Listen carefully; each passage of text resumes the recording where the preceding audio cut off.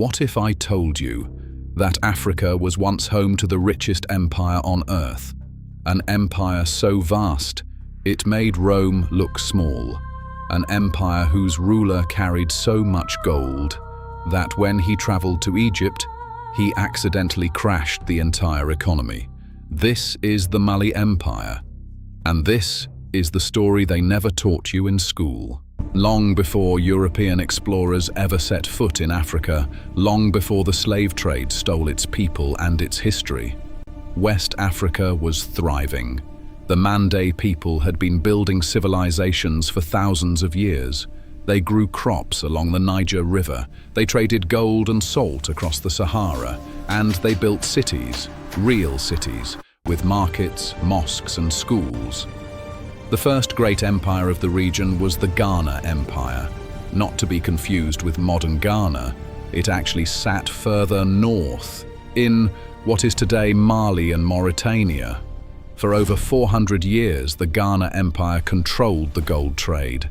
But by the 13th century, it had fallen. And from its ruins rose something far greater. In 1235 AD, a warrior named Sundiata Keita changed everything. As a child, Sundiata could not even walk. He was mocked, humiliated, cast aside. But he refused to stay down. At the Battle of Kirina, Sundiata defeated the mighty Soso king Sumanguru Kante. A ruler so feared people called him a sorcerer. And with that victory, Sundiata founded the Mali Empire. The empire grew rapidly. It absorbed the gold fields of Bambouk and Bure, the richest gold deposits in the entire medieval world. It controlled the trans-Saharan trade routes, connecting sub-Saharan Africa to North Africa, the Middle East, and Europe. At its peak, the Mali Empire covered over 1.2 million square kilometers. It was larger than Western Europe, and it was just getting started. Then, in 1312, a man came to power who would make the Mali Empire legendary. His name was Mansa Musa, and he was, by every historical measure, the wealthiest human being who has ever lived. Economists have tried to calculate his wealth. They estimate it was equivalent to roughly $400 billion in today's money. That is more than Elon Musk, more than Jeff Bezos, more than the top 10 billionaires combined. But what makes Mansa Musa truly extraordinary is not just how much gold he had. It's what he did with it. In 1324, Mansa Musa set off on his Hajj, his pilgrimage to Mecca. But this was no ordinary pilgrimage. He traveled with an entourage of 60,000 people, 12,000 enslaved servants, each carrying 4 pounds of gold bars, 80 camels, each loaded with 300 pounds of gold dust. He brought his entire royal court, soldiers, poets, merchants, and scholars. When he passed through Cairo, he was so generous, giving out gold to the poor, to merchants, to everyone he met, that he caused a financial crisis. He flooded Egypt with so much gold that the value of gold collapsed. Prices skyrocketed. Trade was disrupted. It took Egypt over 12 years to recover. One man's generosity broke an entire country's economy. Let that land. But the Mali Empire was not just about gold.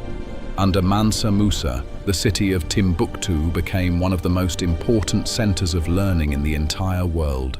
The Sankore University attracted scholars from across the Islamic world: mathematics, astronomy, medicine, history, philosophy. At its peak, it had over 25,000 students in a city of only 100,000 people. The libraries of Timbuktu contained over 1 million manuscripts, handwritten books on science, religion, art, and law. Many of them are still being discovered and translated today. While Europe was fighting plague and religious wars, Timbuktu was a beacon of scholarship and civilization. And yet, almost nobody in the Western world knows this story. Like all great empires, the Mali Empire eventually fell. After Mansa Musa's death, weak rulers allowed the empire to fracture. In 1430, the Tuareg people captured Timbuktu. By 1600, the Songhai Empire had risen and fallen in its place, and the trans-Saharan trade routes that had made it all possible were slowly replaced by new sea routes controlled by European powers. The libraries were looted, the manuscripts were hidden, and a civilization that had once dazzled the world was quietly forgotten. The Mali Empire was not a myth, it was not a legend. It was one of the greatest civilizations in human history, and Mansa Musa was not just the richest man who ever lived. He was a builder, a patron of knowledge, a ruler who believed that wealth meant nothing without wisdom.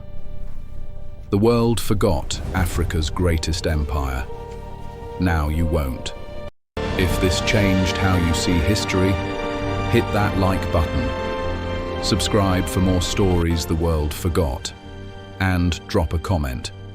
What empire should we uncover next?